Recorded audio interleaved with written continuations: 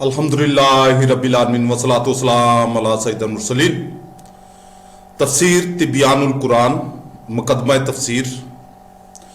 نسخ القرآن بالسنت میں سنت کا محمل۔ واضح ہے کہ جو سنت قرآن مجید کے عام حکم کے لیے ناسخ ہوتی ہے، یہ وہ سنت ہے جو وحی پر مبنی ہو۔ اس سے مراد سنت اجتہادیہ نہیں ہے، نیز اس سے مراد سنت قطعیہ ہے۔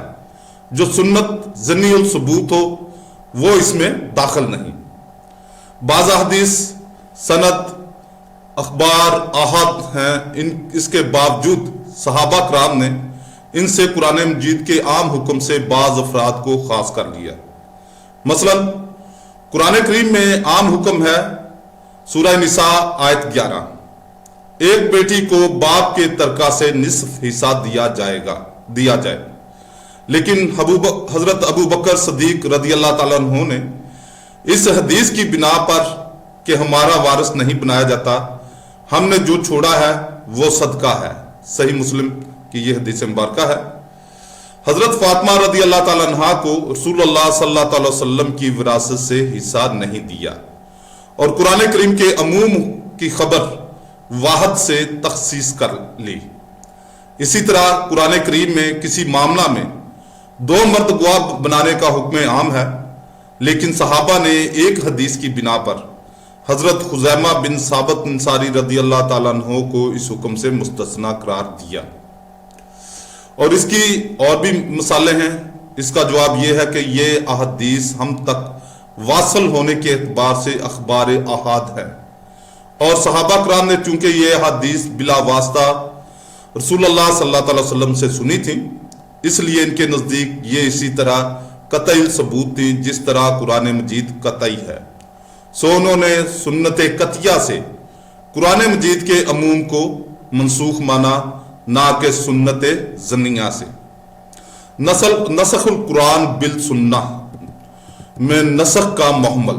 علامہ صدر الشریعہ لکھتے ہیں، قرآن کو سنت سے منسوخ کرنے کی دلیل یہ ہے کہ نبی صلی اللہ علیہ وسلم مکہ مکرمہ میں کعبہ کی طرف متوجہ ہو کر نماز پڑھتے تھے، اور مدینہ آنے کے بعد بیت المقدس کی طرف متوجہ ہو کر نماز پڑھتے تھے۔ پس اگر پہلا حکم مکہ مکرمہ میں کعبہ کی طرف نماز پڑھنا قرآن سے ثابت تھا تو یہ سنت سے منسوخ ہو گیا، اور دوسرا حکم مدینہ میں بیت المقدس کی طرف نماز پڑھنا سنت سے ثابت تھا، اور اس کو قرآن نے منسوخ کر دیا۔ نبی کریم رؤوف الرحیم رحمۃ اللہ علیہ صلی اللہ علیہ وسلم جب مکہ میں تھے تو کعبہ کی طرف متوجہ ہو کر نماز پڑھتے تھے، اور یہ معلوم نہیں کہ یہ حکم کتاب سے ثابت تھا یا پھر سنت سے۔ پھر جب آپ مدینہ تشریف لائے تو 16 مہینے بیت المقدس کی طرف متوجہ ہو کر نمازیں پڑھی، اور یہ حکم کتاب سے ثابت نہ تھا بلکہ سنت سے ثابت تھا۔ پھر کتاب سے یہ حکم منسوخ کر دیا گیا، اور آپ کو مسجد حرام کی طرف متوجہ ہو کر نماز پڑھنے کا حکم دیا۔ سورہ بقرہ آیت 144۔ پس سنت کا کتاب سے منسوخ ہونا یقینی ہے، اور کتاب کا سنت سے منسوخ ہونا مشکوک۔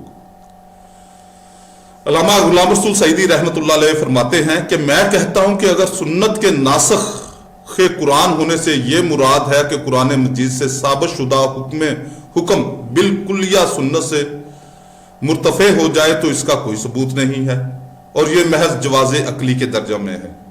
اور اگر اس کی یہ تقریر کی جائے کہ جو حکم قرآن مجید میں عام ہے اس کو سنت سے خاص کر دیا گیا، یا اس کے عموم سے چند افراد کو مستثنی کر لیا گیا، تو اس کی بہت سی مثالیں ہیں۔